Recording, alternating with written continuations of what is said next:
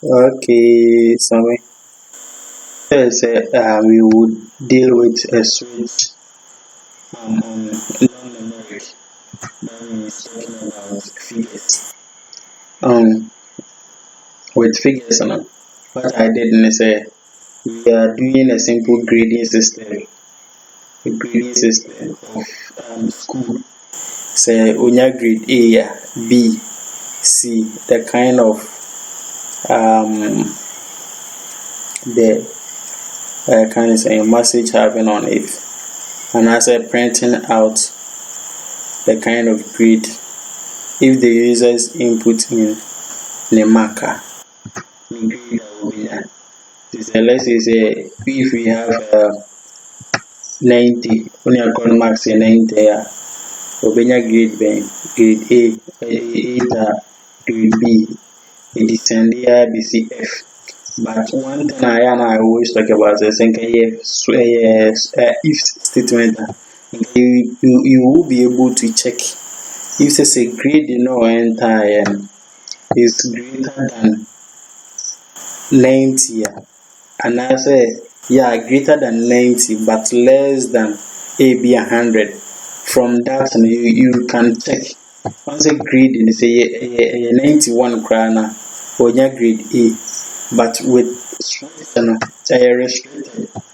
Once I obey you switch, you have to do all the possible solutions, and also you have to solve for the user. In the beginning, make and switch there. At times, I condemn, but you must study it.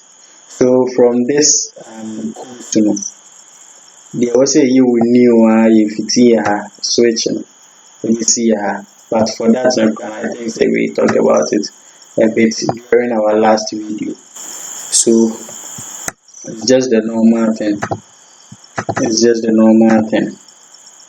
It's just the normal thing. So we declare the variable of grade, which is of type string, equals to now, and the mark, which is integer type. So we say if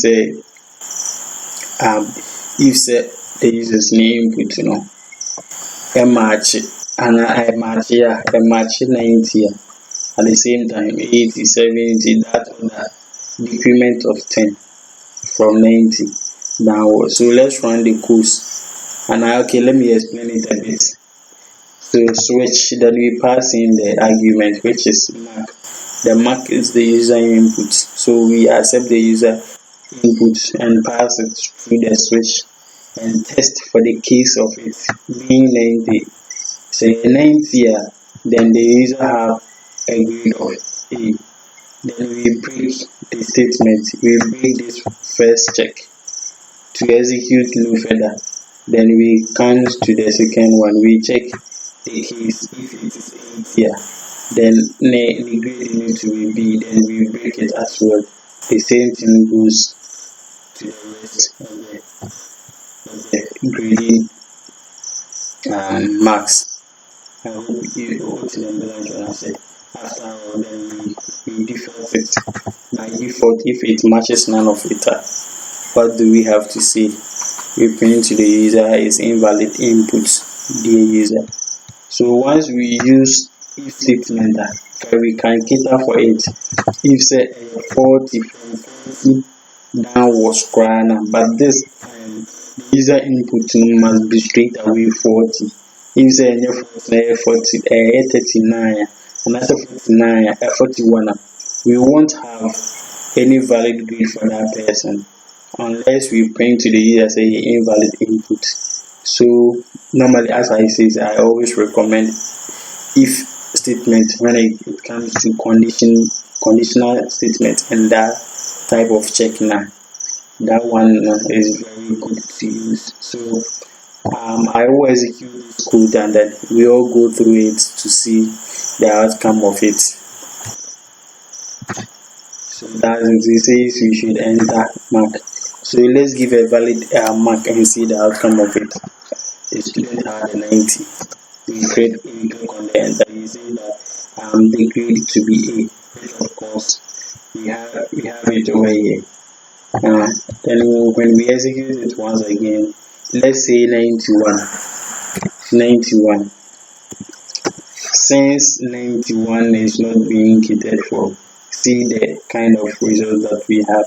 We had it to be invalid input, dear user, the grade equals to null, because we did not cater for 91, we only catered for 90. So when we try to use if statement, we can check if the grade does equals or greater than 90, then all that we can say is that the grade is A. But for this one, you can't use it just like that.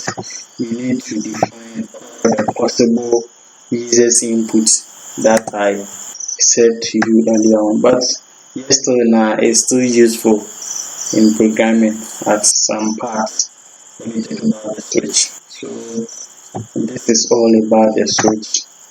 If you still don't get it, you misunderstand it, you have a question on it, you can WhatsApp me, give me your feedback on it, tell me what you are lacking from this video, then I will know what to do to help. So basically this is all about switch.